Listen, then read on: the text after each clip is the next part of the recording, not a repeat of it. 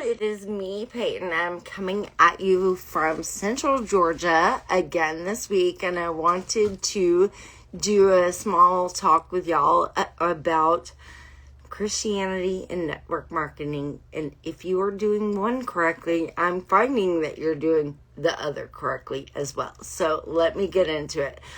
I have been doing where I have a whole bunch of these network marketing trainings. I have a whole bunch of them. We've already done a whole bunch. Y'all see all those folded papers we've done?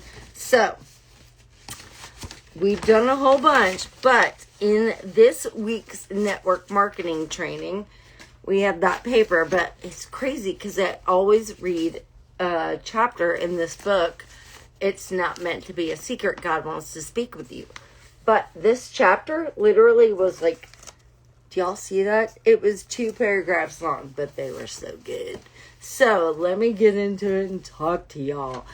This little network marketing training was all about people having uncertainty and making the fear of making mistakes because they don't want to take on leadership roles because they have those fears and anxieties and uncertainties. And she was also talking about, it does not matter the size of your team. Like, some people will come and your team will get really large, and then sometimes it'll shrink back down. It does not matter. But, you have to embrace the adventure and transform yourself into an effective leader. And the way you do that is identify what's holding you back, stay in your own lane, concentrate on your own personal growth. Remember, comparison is the thief of joy, so don't compare yourself on day 1 to somebody's day 10,000. They're not going to look the same, promise. And so, it was funny though, because she is talking about a chili bin. She's from Australia in this training. And I'm like, the whole time I'm like, chili bin. And I'm thinking actual like food, chili, like the soup stuff. And then I realized, no, it's a freezer. Because when she was down at the bottom, she's like, you can keep the things on ice that you need to preserve the quality of, and making sure that everything fits in there, like, cohesively. And I was just blown away because I did not know that in Australia they call freezers chili bins. So, in our little 2-paragraph training this week, it says, and I think I'm just going to read this word for, like, the parts I've underlined definitely. So it says, is it possible? Why not now? Why not you? Why not abundant? Side note, the company I'm partnered with for skincare and makeup, our, mission statement is live life in love and abundance and work for it.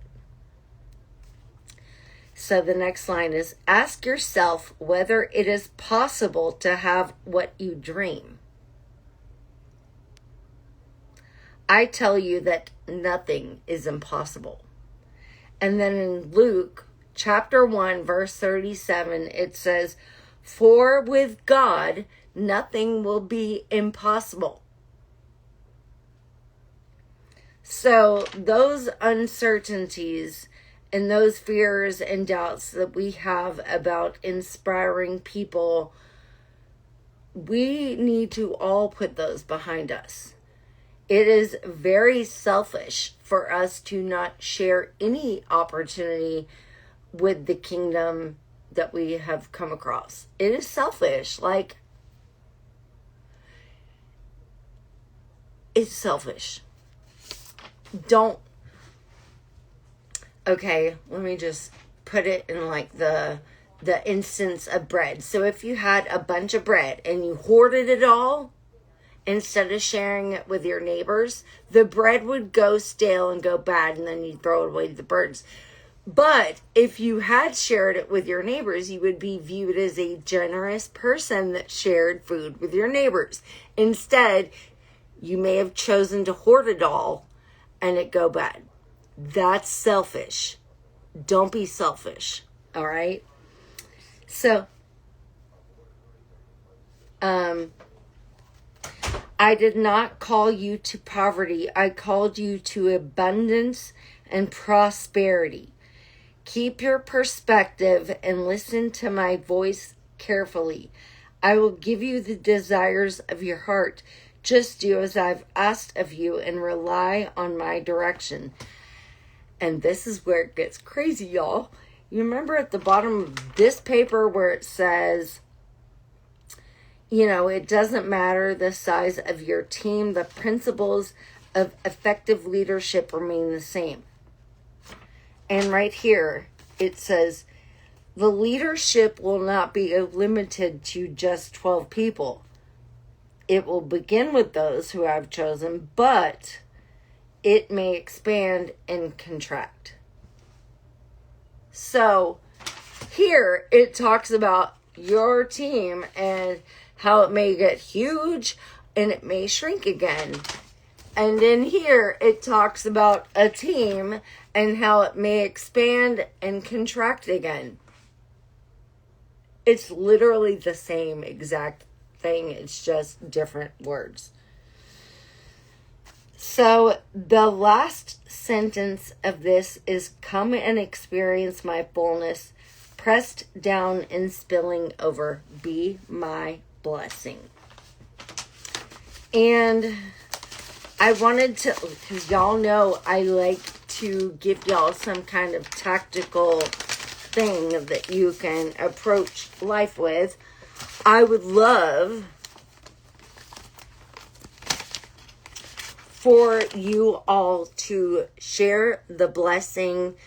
Like, look for a blessing that you have. If you don't know what it is, look, pray on it, and look for the blessing, and then share the blessing, because don't be selfish, y'all. We all have something to give and something to share. We've all been gifted with something to share. All of us. So don't be selfish with your gifts. Remember the bread. Don't be selfish with your dinner rolls. Hand them out to all your neighbors. Don't wait on them to go bad and stale and throw them to the birds. Birds don't care. The birds ain't going to be your friends later. Your neighbors might, though. Love y'all.